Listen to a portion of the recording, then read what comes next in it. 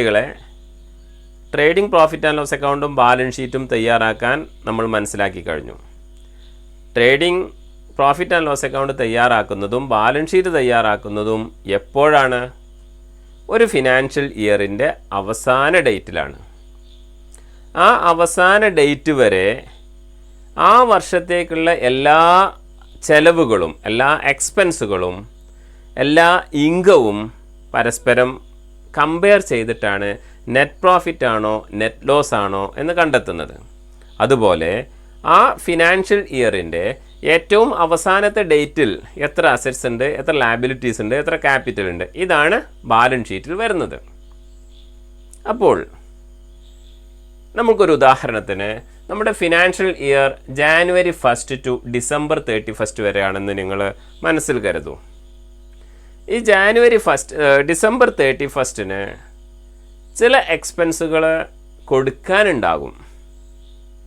സ്വാഭാവികമായിട്ടും ഡിസംബർ മാസത്തെ സാലറി കൊടുക്കുമ്പോൾ ഡിസംബർ മാസത്തെ സാലറി കൊടുക്കുന്നത് എന്നായിരിക്കും? അടുത്ത മാസം ജനുവരിയിലായിരിക്കും. അപ്പോൾ എക്സ്പെൻസ് കൊടുത്ത ആ അക്കൗണ്ടിൽ, സാലറി എന്നുള്ള അക്കൗണ്ടിൽ ഡിസംബർ മാസത്തെ സാലറി ഒരു പക്ഷേ ഉൾപ്പെട്ട് കാണില്ല. അപ്പോൾ 11 മാസത്തെ സാലറിയെ ഉൾപ്പെട്ടിട്ടുണ്ടാവൂ. ഫോർ എക്സാമ്പിൾ, സാലറി ഇനത്തിൽ 5,000 റുപ്പീസ് കൊടുക്കാനുണ്ട്. 11 മാസത്തെ സാലറിയെ കൊടുത്തിട്ടുണ്ടാവുള്ളൂ. ഡിസംബർ മാസത്തെ സാലറി എന്നാ കൊടുക്കുക? നെക്സ്റ്റ് ഇയറിൽ ജാനുവരി 1-നോ 2-നോ 3-നോ ഒക്കെ അല്ലേ സാലറി സാധാരണ കൊടുക്കുക. അപ്പോൾ 11 മാസത്തെ സാലറിയെ കൊടുത്തിട്ടുണ്ടാവുള്ളൂ. 11 മാസത്തെ സാലറി എന്ന് പറയുമ്പോൾ അത് എത്ര ആയിരിക്കും? 11 മാസത്തെ സാലറി 55,000 രൂപ ഇൻറ്റു 11, 55,000 രൂപയെ സാലറി അക്കൗണ്ടിൽ കാണുകയുള്ളൂ. 5,000 രൂപ കൊടുക്കാനുണ്ട്. അത് ഈ വർഷത്തേക്കുള്ള ചെലവ് തന്നെയാണ്. അപ്പോൾ ഇതിനോട് കൂടി ഒരു 5,000 രൂപയും കൂടി കൂട്ടിയാൽ മൊത്തം 60,000 രൂപയല്ലേ സാലറി എക്സ്പെൻസ്? 5,000 ഇൻറ്റു 12 അല്ലേ സാലറി എക്സ്പെൻസ് വരിക. അപ്പോൾ ഈ 55,000 കൂടി ഈ 5,000 കൂടി ആഡ് ചെയ്ത് 60,000 സാലറി എക്സ്പെൻസ്. ഇങ്ങനെ ചില എക്സ്പെൻസുകൾ, അതല്ലെങ്കിൽ ചില ഇൻകംസ്, ഇത് ഇങ്ങനെയുള്ള ചില അഡ്ജസ്റ്റ്മെൻറ്റുകൾ ചെയ്യേണ്ടി വരും. അതുകൊണ്ടാണ് അക്കൗണ്ടിങ് അഡ്ജസ്റ്റ്മെൻറ്റിൻ്റെ ഭാഗമായി നമ്മൾക്ക് ഈ ചാപ്റ്ററിൽ ഇതുപോലുള്ള പ്രത്യേക ഐറ്റംസ് പ്രത്യേകം നമ്മൾ പഠിച്ചെടുക്കുന്നത്. നമ്മൾക്ക് ഈ വർഷം ഫോക്കസ് ഏരിയയിൽ വന്നിട്ടുള്ള ഇതുപോലുള്ള അക്കൗണ്ടിങ് അഡ്ജസ്റ്റ്മെൻറ്റുകളാണ് ഞാനിവിടെ ലിസ്റ്റ് ചെയ്തിട്ടുള്ളത്. ഒരുപാട് അക്കൗണ്ടിങ് അഡ്ജസ്റ്റ്മെൻറ്റുകളുണ്ട്. അതിൽ നമ്മൾക്ക് ഫോക്കസ് ഏരിയയിൽ വരുന്ന 6 എണ്ണം നമ്മളിവിടെ ആ അക്കൗണ്ടിങ് അഡ്ജസ്റ്റ്മെൻറ്റുകൾ എങ്ങനെയാണ് പ്രോഫിറ്റ് ആൻഡ് ലോസ് അക്കൗണ്ടിലും ബാലൻസ് ഷീറ്റിലും അഡ്ജസ്റ്റ് ചെയ്യുന്നത്, അതുപോലെ അതിൻ്റെ ജേണൽ എൻട്രികൾ എന്താണ് എന്നൊക്കെ നമുക്ക് മനസ്സിലാക്കേണ്ടതുണ്ട്. നമ്മൾക്ക് അതിലെ ഓരോ അഡ്ജസ്റ്റ്മെൻറ്റുകളും എടുക്കാം. അതിനു മുമ്പ് എന്തിനാണ് ഈ അഡ്ജസ്റ്റ്മെൻറ്റുകൾ ചെയ്യുന്നത്? ഈ അഡ്ജസ്റ്റ്മെൻറ്റുകളെല്ലാം പ്രോഫിറ്റ് ആൻഡ് ലോസ് അക്കൗണ്ടിലേക്കും ബാലൻസ് ഷീറ്റിലേക്കും കൊണ്ടുവരുന്നത് കൃത്യമായി true and fair final accounts തയ്യാറാക്കാനാണ്. To know the correct profit and to show the true and fair financial statements. ഇതിന് വേണ്ടിയിട്ടാണ് ഈ അഡ്ജസ്റ്റ്മെൻറ്റുകളെല്ലാം ചെയ്യുന്നത്. കൃത്യമായ ഫിനാൻഷ്യൽ പൊസിഷൻ അറിയണം, കൃത്യമായ പ്രോഫിറ്റ് അറിയണം. അപ്പോൾ അങ്ങനെയുള്ള അഡ്ജസ്റ്റ്മെൻറ്റുകൾ ഏതൊക്കെയാണ്? ഒന്ന്, ക്ലോസിംഗ് സ്റ്റോക്ക്. എക്സ്പെൻസുകളുണ്ട്, ഞാനത് പറയാം. ഒന്നാമത്തത് ക്ലോസിംഗ് സ്റ്റോക്ക്. ക്ലോസിംഗ് സ്റ്റോക്ക് എന്ന് പറയുന്നത് ഒരു അക്കൗണ്ട് അല്ല. ഫിനാൻഷ്യൽ ഇയറിൻ്റെ അവസാന ദിവസം ഈ ഫൈനൽ അക്കൗണ്ട് തയ്യാറാക്കുമ്പോൾ എത്രയാണ് ബിസിനസ്സിലെ ക്ലോസിംഗ് സ്റ്റോക്ക്? ക്ലോസിംഗ് സ്റ്റോക്ക് എന്ന് പറഞ്ഞാൽ എന്താ? വിൽക്കാനുള്ള സാധനങ്ങൾ ബിസിനസ്സിൽ തന്നെ ഉള്ളത്. അങ്ങനെയുള്ള ക്ലോസിംഗ് സ്റ്റോക്കിൻ്റെ വാല്യൂ കണ്ടെത്തി അത് ബുക്സ് ഓഫ് അക്കൗണ്ട്സിൽ രേഖപ്പെടുത്തണം. അതിനു വേണ്ടി ഒരു അഡ്ജസ്റ്റിംഗ് എൻട്രി വേണം. ആ എൻട്രി നമ്മൾ ഇതിനു മുമ്പ് പഠിച്ചിട്ടുണ്ട്. അതിൻ്റെ 2-fold ഇഫക്റ്റും നമ്മൾ ചെയ്തിട്ടുണ്ട്. അതിൻ്റെ ജേണൽ എൻട്രി ക്ലോസിംഗ് സ്റ്റോക്ക് ഒരു കറൻറ്റ് അസറ്റ് ആയതുകൊണ്ട് ആ കറൻറ്റ് അസറ്റ് ഡെബിറ്റ് ചെയ്യുകയും ട്രേഡിംഗ് അക്കൗണ്ട് ക്രെഡിറ്റ് ചെയ്യുകയും ചെയ്യും. Closing stock account debtor to trading account. നിങ്ങൾ നിങ്ങളുടെ നോട്ടിലേക്ക് എഴുതേണ്ടതാണ് adjusting entries. First one closing stock account debtor to trading account. Journal closing stock debit ചെയ്യാനുള്ള കാരണം ക്ലോസിംഗ് സ്റ്റോക്ക് അസറ്റ് ആണ്. ട്രേഡിംഗ് അക്കൗണ്ടിൻ്റെ ക്രെഡിറ്റ് സൈഡിൽ വരും. Two fold effect in trading അക്കൗണ്ടിൽ it is to be credited. ഇത് ക്രെഡിറ്റ് ചെയ്യണം, to be credited. And in balance sheet show on asset സൈഡിൽ കാണിക്കണം. ഇതാണ് ഇതിൻ്റെ ടു ഫോൾഡ് ഡിഫക്റ്റ്. ഇത്രയും കാര്യങ്ങളാണ് നമ്മൾക്ക് ക്ലോസിംഗ് സ്റ്റോക്കിൻ്റെ അഡ്ജസ്റ്റിംഗ് എൻട്രിയും ടു ഫോൾഡ് ഡിഫക്റ്റുമായിട്ട് നമുക്ക് മനസ്സിലാക്കേണ്ടത്. അടുത്തത് ഔട്ട്സ്റ്റാൻഡിങ് എക്സ്പെൻസസ് ആണ്. ഔട്ട്സ്റ്റാൻഡിങ് എക്സ്പെൻസസ് എന്ന് പറഞ്ഞാൽ കൊടുക്കാനുള്ള ചെലവുകളാണ്. കുടിശ്ശിക ചെലവുകൾ, കൊടുക്കാനുള്ള ചെലവുകൾ. ഈ ചെലവുകൾ ഈ സാമ്പത്തിക വർഷം, ഇതാണ് സാമ്പത്തിക വർഷമെങ്കിൽ ജാനുവരി 1 ടു ഡിസംബർ 31 ആണ് സാമ്പത്തിക വർഷമെങ്കിൽ ആ സാമ്പത്തിക വർഷം കൊടുക്കാനുള്ള ചെലവുകൾക്കാണ് ഔട്ട്സ്റ്റാൻഡിങ് എക്സ്പെൻസസ് എന്ന് പറയുന്നത്. കൊടുത്തത് എക്സ്പെൻസസ്, കൊടുക്കാനുള്ളത് ഔട്ട്സ്റ്റാൻഡിങ് എക്സ്പെൻസസ്. കൊടുക്കാനുണ്ട് എന്ന് പറയുമ്പോൾ തന്നെ അതൊരു ലയബിലിറ്റി അല്ലേ? ലയബിലിറ്റി ആകുമ്പോൾ അത് ക്രെഡിറ്റ് ചെയ്യുകയാണ് ചെയ്യുക. അപ്പോൾ ഔട്ട്സ്റ്റാൻഡിങ് എക്സ്പെൻസസ് ക്രെഡിറ്റ് ചെയ്യും. നേരത്തെ പറഞ്ഞു എക്സ്പെൻസിനോട് കൂടി ആഡ് ചെയ്താലാണ് കൃത്യമായ പ്രോഫിറ്റ് ആൻഡ് ലോസ് അക്കൗണ്ട് കിട്ടുള്ളൂ, അത് പ്രോഫിറ്റ് കിട്ടുള്ളൂ, അല്ലെങ്കിൽ ലോസ് നമ്മൾക്ക് കണ്ടെത്താൻ കഴിയുള്ളൂ. അപ്പോൾ എക്സ്പെൻസ് ആഡ് ചെയ്യണമെങ്കിൽ എക്സ്പെൻസ് ഡെബിറ്റ് ചെയ്യണം. ജേണൽ എൻട്രി എക്സ്പെൻസ് ആഡ് ചെയ്യണമെങ്കിൽ എക്സ്പെൻസ് ഡെബിറ്റ് ചെയ്യുന്നു. Expense debtor to outstanding expense. ഇതാണ് അഡ്ജസ്റ്റിംഗ് എൻട്രി വരുന്നത്. ഇനി ടു ഫോൾഡ് ഇഫക്റ്റ് നോക്കാം. എക്സ്പെൻസ് ഡെബിറ്റ് ചെയ്യുന്നു, അതുകൊണ്ട് trading and profit and loss അക്കൗണ്ടിൽ, ട്രേഡിംഗ് അക്കൗണ്ടിലോ അല്ലെങ്കിൽ പ്രോഫിറ്റ് ആൻഡ് ലോസ് അക്കൗണ്ടിലോ ഒരു എക്സ്പെൻസ് വരുമല്ലോ. അതുകൊണ്ട് trading and profit and loss അക്കൗണ്ടിൽ ആഡ് ചെയ്യും. ആ കൺസേൺഡ് എക്സ്പെൻസിനോട് കൂടി ആഡ് ചെയ്യും. സാലറി ആണെങ്കിൽ സാലറിനോട് കൂടി കൂട്ടും, വേജസ് ആണെങ്കിൽ വേജസിനോട് കൂടി കൂട്ടും. അതുപോലെ ഇതൊരു ലയബിലിറ്റി ആയതുകൊണ്ട് ബാലൻസ് ഷീറ്റിൽ show on liability side of the balance sheet, liability side. Okay, അപ്പോൾ ഔട്ട്സ്റ്റാൻഡിങ് എക്സ്പെൻസസിൻ്റെ അഡ്ജസ്റ്റ്മെൻറ്റുകൾ മനസ്സിലായി. അതിൻ്റെ journal entry expense account debtor to outstanding expenses. Then twofold effect added to the concerned expense in trading profit and loss account and in balance sheet show on liability side of balance sheet. അടുത്ത accounting adjustment prepaid expenses ആണ്. Expenses കുടിശ്ശിക expenses പോലെ മറ്റൊരു expense ആണ് prepaid expenses. Prepaid എന്ന് പറയുമ്പോൾ മുൻകൂർ കൊടുത്ത എക്സ്പെൻസുകൾ. തേർഡ് അക്കൗണ്ടിങ് അഡ്ജസ്റ്റ്മെൻ്റ് ആണ് പ്രീപെയ്ഡ് എക്സ്പെൻസസ് എന്ന് പറയുമ്പോൾ ഈ സാലറിയുടെ കേസ് തന്നെ എടുക്കാം. ചില എംപ്ലോയീസ് അഡ്വാൻസായി സാലറി വാങ്ങും. അഡ്വാൻസ് സാലറി വാങ്ങുമ്പോൾ 12 മാസത്തെ സാലറി കൊടുത്താൽ മതി, ഒരു പക്ഷേ 13 മാസത്തെ സാലറി അദ്ദേഹത്തിന് കൊടുത്തിട്ടുണ്ടാകും.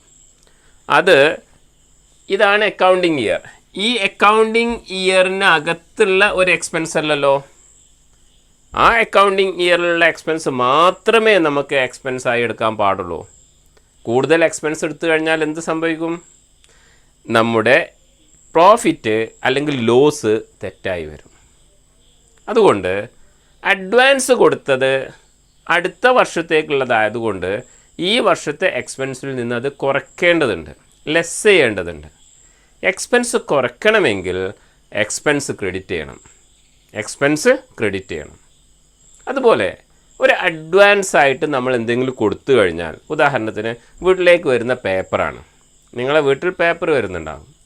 നമ്മൾ പേപ്പറിന് കാശ് അഡ്വാൻസായി കൊടുക്കുകയാണെങ്കിൽ, ഒരു മാസത്തെ അഡ്വാൻസ് പേയ്മെൻറ്റ് നടത്തുകയാണെങ്കിൽ ആ ഒരു മാസത്തേക്കുള്ള പേപ്പറും കൂടെ നമുക്ക് കിട്ടാനുള്ള ഒരു അവകാശമുണ്ട്. ഒരു റൂമിന് റെൻറ്റ് കൊടുത്തിട്ടുണ്ട്, 2 മാസത്തേക്കുള്ള റെൻറ്റ് അഡ്വാൻസ് ആയി കൊടുത്തു. ആ 2 മാസവും നമ്മൾക്ക് ആ റൂം ഉപയോഗിക്കാനുള്ള അവകാശമുണ്ട്. അതുകൊണ്ട് അങ്ങനെ അവകാശങ്ങളെ നമ്മൾ അസറ്റ്സ് എന്നാണ് വിളിക്കുന്നത്.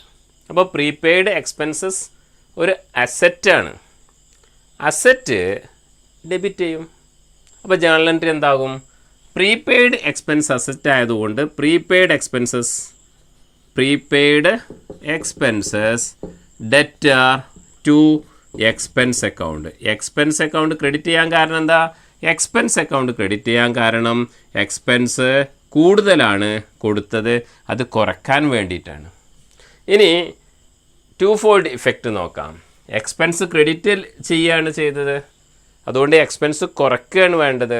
ട്രേഡിംഗ് പ്രോഫിറ്റ് ആൻഡ് ലോസ് അക്കൗണ്ടിൽ it should be deducted from concerned expense. ആ എക്സ്പെൻസ് ഏതാണോ അതിൽ നിന്നത് കുറയ്ക്കുകയാണ് വേണ്ടത്. അതുപോലെ in balance sheet as it is A asset it should be shown on asset side. ഇത് അസറ്റ് സൈഡിൽ കാണിക്കണം, അസറ്റ് സൈഡിലാണ് കാണിക്കേണ്ടത്. അപ്പോൾ പ്രീപെയ്ഡ് എക്സ്പെൻസിൻ്റെ ജേണൽ മനസ്സിലായല്ലോ, 2-fold ഇഫക്റ്റ് മനസ്സിലായല്ലോ. ജേണൽ, 2-fold ഇഫക്റ്റ് ഇതെല്ലാം നോട്ടിലേക്ക് എഴുതുക. അടുത്ത അക്കൗണ്ടിങ് അഡ്ജസ്റ്റ്മെൻറ്റ് വരുന്നത് അക്രൂഡ് ഇൻകം ആണ്. Accrued income, 4th one accrued income. Accrued income എന്ന് പറഞ്ഞാൽ കിട്ടാനുള്ള ഇൻകം. ഇൻകം ഔട്ട്സ്റ്റാൻഡിങ്, കിട്ടാനുള്ള കുടിശ്ശിക വരുമാനം. കുടിശ്ശിക വരുമാനം എന്ന് പറയുമ്പോൾ നമ്മൾക്ക് കിട്ടാനുള്ള ഒരു ഇൻകം കിട്ടിയിട്ടില്ല, അത് അടുത്ത വർഷം കിട്ടിയേക്കാം. പക്ഷേ അപ്പോൾ അടുത്ത വർഷത്തെ വരുമാനമല്ല, ഈ വർഷത്തെ ഇൻകമാണ്. ഈ വർഷത്തെ ഇൻകം ആയതുകൊണ്ട് അത് ഈ വർഷം തന്നെ ഉൾപ്പെടുത്തണം. നമ്മൾക്ക് ഓരോ മാസവും 1000 രൂപ വെച്ച് റെൻറ്റ് കിട്ടുന്നുണ്ട്. 12 മാസത്തെ റെൻറ്റ് കിട്ടണം. അവസാന മാസം റെൻറ്റ് കിട്ടിയിട്ടില്ലെങ്കിൽ, അത് റെൻറ്റ് ഇൻകമായിട്ട് ആണ് ഞാൻ പറയുന്നത്, ആ കിട്ടാനുള്ള റെൻറ്റ് അവസാന മാസം കിട്ടിയിട്ടില്ലെങ്കിൽ അത് അടുത്ത വർഷം പിന്നീട് കിട്ടും. പക്ഷേ ഈ വർഷത്തെ ഒരു ഇൻകം ആയതുകൊണ്ട് ഈ വർഷം അത് ഉൾപ്പെടുത്തണം. ഈ വർഷം കിട്ടിയതിൽ ഫോർ എക്സാമ്പിൾ നമുക്ക് കിട്ടിയത് 11,000 രൂപയാണ്, നമുക്ക് കിട്ടാനുള്ളത് 1000 രൂപയാണ്. ആ 1000 രൂപ ഇതിനോടുകൂടി ആഡ് ചെയ്യണം. ഒരു ഇൻകം, ആ ഇൻകത്തിനോട് കൂടി കൂടുതൽ ഇൻകം വരണമെങ്കിൽ എന്ത് ചെയ്യണം? ഡെബിറ്റ് ചെയ്യണോ ക്രെഡിറ്റ് ചെയ്യണോ? ക്രെഡിറ്റ് ചെയ്യണം. അപ്പോൾ അക്രൂഡ് ഇൻകം ആണെങ്കിൽ ആ കൺസേൺഡ് ഇൻകം ക്രെഡിറ്റ് ചെയ്യണം. ഇനി കിട്ടാനുള്ളതാണല്ലോ, കിട്ടാനുള്ള ഡെറ്റേഴ്സിൻ്റെ കയ്യിൽ നിന്ന് കാശ് കിട്ടാനല്ലേ. അപ്പോൾ കിട്ടാനുണ്ടെങ്കിൽ അതൊരു അസറ്റാണ്. അപ്പോൾ അക്രൂഡ് ഇൻകം ഒരു അസറ്റാണ്. അപ്പോൾ ജേണൽ ഇനി നിങ്ങൾക്ക് പറയാൻ കഴിയും ഏതാ ഡെബിറ്റ് ചെയ്യേണ്ടത്? അസറ്റായ അക്രൂഡ് ഇൻകം ഡെബിറ്റ് ചെയ്യണം. അക്രൂഡ് ഇൻകം അസറ്റാണ്, അതുകൊണ്ട് അക്രൂഡ് ഇൻകം ഡെബിറ്റ് ചെയ്യണം. ഏതാണോ ഇൻകം ആ ഇൻകം ക്രെഡിറ്റ് ചെയ്യണം. അപ്പോൾ debit accrued income, credit income. ഇനി അതിൻ്റെ 2-fold ഇഫക്റ്റ് പരിശോധിക്കാം. 2-fold ഇഫക്റ്റിൽ ട്രേഡിംഗ് പ്രോഫിറ്റ് ആൻഡ് ലോസ് അക്കൗണ്ടിൽ ഏതാണോ ഇൻകം ആ ഇൻകത്തിനോട് കൂടി ഇത് ആഡ് ചെയ്യണം. ഇൻകം ഏത് സൈഡിലാണ് ഉണ്ടാവുക? ക്രെഡിറ്റ് സൈഡിൽ. ആ ഇൻകത്തിനോട് കൂടി ആഡ് ചെയ്യണം. ബാലൻസ് ഷീറ്റിൽ ഇത് അസറ്റ് സൈഡിൽ കാണിക്കണം. കാരണം ഏതാ അസറ്റ് സൈഡിൽ കാണിക്കേണ്ടത്? അക്രൂഡ് ഇൻകം അസറ്റ് സൈഡിൽ കാണിക്കണം. അപ്പോൾ it should be shown on asset side of balance sheet as accrued income. ഇനി അക്രൂഡ് ഇൻകം പോലെ തന്നെയാണ് അൺഏൺഡ് ഇൻകവും. അക്രൂഡ് ഇൻകം എന്ന് പറഞ്ഞാൽ കിട്ടാനുള്ള ഇൻകമാണ്. അൺഏൺഡ് ഇൻകം എന്ന് പറഞ്ഞാൽ നമ്മൾ സമ്പാദിക്കാത്ത, ഏൺ ചെയ്യാത്ത ഇൻകം, കൂടുതലായി നമ്മളെ കയ്യിലേക്ക് വന്ന, ബിസിനസ്സിൻ്റെ കയ്യിലേക്ക് വന്ന ഇൻകം റിസീവ്ഡ് ഇൻ അഡ്വാൻസായി കിട്ടിയ ഇൻകം. ഉദാഹരണത്തിന് കമ്മീഷൻ ശരിക്ക് കമ്മീഷൻ കിട്ടേണ്ടത് ഒരു 20,000 രൂപയാണ്. പക്ഷേ ഒരു 25,000 രൂപ കമ്മീഷനായി കിട്ടിയിട്ടുണ്ട്. അങ്ങനെയെങ്കിൽ ആ 25,000 നമ്മൾ പറയുന്ന പോലെ ഈ അക്കൗണ്ടിങ് ഇയറിലുള്ള ഇൻകം അല്ല, അത് 20,000 ഉള്ളൂ, 5,000 രൂപ കുറയ്ക്കേണ്ടതുണ്ട്. നിങ്ങൾ റെൻ്റ് നോക്കൂ, ഓരോ മാസത്തേക്കാണല്ലോ റെൻ്റ് കിട്ടുന്നത്. റെൻ്റ് ഒരു മാസം 2,000 രൂപയാണ് കിട്ടുന്നത്. അപ്പോൾ ഒരു വർഷം മൊത്തം 24,000 റുപ്പീസാണ് ഇൻകം റെൻ്റ് രൂപത്തിൽ ലഭിക്കേണ്ടത്. പക്ഷെ നമുക്ക് 30,000 റുപ്പീസ് കിട്ടിയിട്ടുണ്ട്. അങ്ങനെയെങ്കിൽ ഈ വർഷത്തെ ഇൻകം 30,000 ഇല്ല, ഒരു മാസം 2,000 അല്ലേ ഉള്ളൂ. 2,000 ഇൻറ്റു 12, 2,000 ഇൻറ്റു 12, 24,000. 24,000 ഈ വർഷത്തെ ഇൻകം ഉള്ളൂ. അതുകൊണ്ട് ആ ഇൻകം ലെസ് ചെയ്യണം, കൂടുതൽ കിട്ടിയ ഇൻകം ലെസ് ചെയ്യണം. ഇൻകം ലെസ് ചെയ്യണമെങ്കിൽ ഇൻകം അക്കൗണ്ട് ഡെബിറ്റ് ചെയ്യണം. ഇൻകം ആഡ് ചെയ്യണമെങ്കിൽ ഇൻകം അക്കൗണ്ട് ക്രെഡിറ്റ് ചെയ്യണം. ഇൻകം ലെസ് ചെയ്യണമെങ്കിൽ ഇൻകം അക്കൗണ്ട് ഡെബിറ്റ് ചെയ്യണം.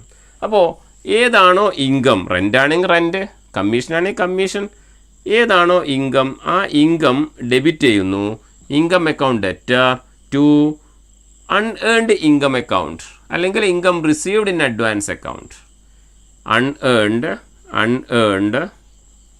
ഇൻകം ക്രെഡിറ്റ് ചെയ്യും. ഇനി ഇതിൻ്റെ 2-fold ഇഫക്റ്റ് പരിശോധിക്കാം.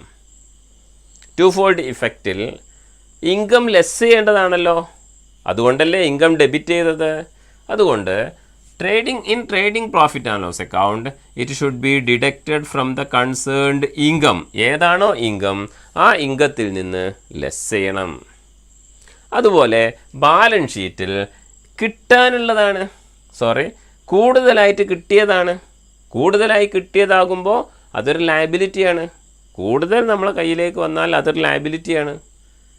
അതൊന്നുമില്ലെങ്കിൽ തിരിച്ചു കൊടുക്കണം, അതല്ലെങ്കിൽ ഒരു സർവീസ് കൊടുക്കേണ്ടി വരും. അതൊരു ലയബിലിറ്റി ആയതുകൊണ്ട് show on liability side. Liability സൈഡിൽ ഇത് കാണിക്കണം. ഇതാണ് എക്സ്പെൻസുകളെ സംബന്ധിച്ചും ഇൻകത്തിനെ സംബന്ധിച്ചുള്ള അക്കൗണ്ടിങ് അഡ്ജസ്റ്റ്മെൻറ്റ്സ്. ഫിനാൻഷ്യൽ സ്റ്റേറ്റ്മെൻറ്റുകളിൽ വരുത്തേണ്ട അക്കൗണ്ടിങ് അഡ്ജസ്റ്റ്മെൻറ്റ്സ് ഏതൊക്കെയാണ്? Outstanding expenses, prepaid expenses, accrued income, unearned income, അല്ലെങ്കിൽ ഇൻകം റിസീവ്ഡ് ഇൻ അഡ്വാൻസ്. അതിൻ്റെ ജേണൽ എൻട്രീസ് പരിശോധിക്കണം, 2-fold ഇഫക്റ്റും അല്ലെങ്കിൽ പഠിക്കണം, മനസ്സിലാക്കണം, നോട്ട് കൃത്യമായി എഴുതണം. ഇനി ഡിപ്രീസിയേഷൻ എന്ന ഒരു അക്കൗണ്ടിങ് അഡ്ജസ്റ്റ്മെൻറ്റും കൂടെ നമ്മൾക്ക് നോക്കേണ്ടതുണ്ട്. 6th അഡ്ജസ്റ്റ്മെൻ്റ് ആണ് ഡിപ്രീസിയേഷൻ. ഡിപ്രീസിയേഷൻ എന്ന് പറഞ്ഞാൽ അതിൻ്റെ മീനിങ് ഫിക്സഡ് അസറ്റിലുണ്ടാകുന്ന മൂല്യത്തിലുള്ള കുറവ്. ഫിക്സഡ് അസറ്റിൻ്റെ വാല്യൂ കുറഞ്ഞുകൊണ്ടേയിരിക്കും. ഫിക്സഡ് അസറ്റ് എന്ന് പറഞ്ഞാൽ ഏതൊക്കെയാണ്? പ്ലാന്റ്, മെഷീനറി, ഫർണിച്ചർ, ഇവയൊക്കെയാണ് ഫിക്സഡ് അസറ്റ്സ്. ഇതിന് continuous and permanent diminution in the value of asset is called depreciation. Continuous ആയിട്ട്, സ്ഥിരമായിട്ട് ആ അസറ്റിൻ്റെ വാല്യൂവിലുണ്ടാകുന്ന കുറവിനാണ് ഡിപ്രീസിയേഷൻ എന്ന് പറയുന്നത്. നിങ്ങൾ നോക്കൂ, ഒരു കാറ് വാങ്ങിക്കഴിഞ്ഞാൽ പിന്നെ ഓരോ ദിവസവും അതിൻ്റെ വാല്യൂ കുറഞ്ഞുകൊണ്ടേയിരിക്കും. അങ്ങനെ ഒരു വർഷത്തിലുണ്ടാകുന്ന കുറവ്, ആ കുറവിനാണ് ഡിപ്രീസിയേഷൻ എന്ന് പറയുന്നത്. അത് ബിസിനസ്സിൻ്റെ ഒരു എക്സ്പെൻസാണ്. ആ എക്സ്പെൻസ് ഡെബിറ്റ് ചെയ്യണം. എക്സ്പെൻസ് ആയതുകൊണ്ട് ഡിപ്രീസിയേഷൻ ഡെബിറ്റ് ചെയ്യും. ഇനി അസറ്റ് കുറയുകയല്ലേ ചെയ്യുന്നത്, അതുകൊണ്ട് അസറ്റ് അക്കൗണ്ട് ക്രെഡിറ്റ് ചെയ്യും. അസറ്റ് കുറയുമ്പോൾ അസറ്റ് ക്രെഡിറ്റ് ചെയ്യണം. അസറ്റ് ക്രെഡിറ്റ് ചെയ്തു. Journal entry depreciation account debtor to asset. ഇനി ട്രേഡിംഗ് പ്രോഫിറ്റ് ആൻഡ് ലോസ് അക്കൗണ്ടിൽ ഇത് ട്രേഡിംഗ് അക്കൗണ്ടിലേക്ക് വരുന്നതേ ഇല്ല. അതുകൊണ്ട് പ്രോഫിറ്റ് ആൻഡ് ലോസ് അക്കൗണ്ടിൽ മാത്രമാണ് ഡിപ്രീസിയേഷൻ കാണിക്കുകയുള്ളൂ. It should be debited. ഇത് ഡെബിറ്റ് ചെയ്യണം. ഡിപ്രീസിയേഷൻ ഡെബിറ്റ് ചെയ്യുക എന്നുള്ളതാണ് പ്രോഫിറ്റ് ആൻഡ് ലോസ് അക്കൗണ്ടിൽ ചെയ്യേണ്ടത്. In balance sheet it should be deducted from the concerned expense. ഏതാണോ എക്സ്പെൻസ് ആ എക്സ്പെൻസിൽ നിന്ന് ഏതാണോ അസറ്റ് ആ അസറ്റിൽ നിന്ന് ഇത് ലെസ് ചെയ്യണം. അതായത് deducted from the concerned asset, ആ കൺസേൺഡ് അസറ്റിൽ നിന്ന് കുറയ്ക്കുകയും വേണം. ഇപ്പോൾ നമ്മൾക്ക് പ്രധാനപ്പെട്ട അഡ്ജസ്റ്റ്മെൻറ്റുകളെക്കുറിച്ച് പറഞ്ഞു, അതിൻ്റെ ജേണൽ എൻട്രി പറഞ്ഞു, അതിൻ്റെ 2-fold ഇഫക്റ്റ് പറഞ്ഞു. ഓരോ അഡ്ജസ്റ്റ്മെൻറ്റും ഹെഡിങ്ങായി എഴുതുക, അതിൻ്റെ ജേണൽ എൻട്രി എഴുതുക, അതിൻ്റെ 2-fold ഇഫക്റ്റ് എഴുതുക, അത് നന്നായി മനസ്സിലാക്കി പഠിക്കുക. ഇതുമായി ബന്ധപ്പെട്ട ക്വസ്റ്റ്യൻസ് ഇനി ചെയ്യാനുണ്ട്. ജേണൽ എൻട്രി പാസ് ചെയ്യാൻ പഠിക്കണം. അതുപോലെ ഇവ ട്രേഡിംഗ് പ്രോഫിറ്റ് ആൻഡ് ലോസ് അക്കൗണ്ടിൽ എങ്ങനെ അഡ്ജസ്റ്റ് ചെയ്ത് വരുന്നു എന്നുള്ള പ്രോബ്ലംസും നമുക്ക് നോക്കേണ്ടതുണ്ട്. അതിനു മുമ്പ് നിങ്ങൾ ഈ ഏരിയ നന്നായി പഠിക്കുക.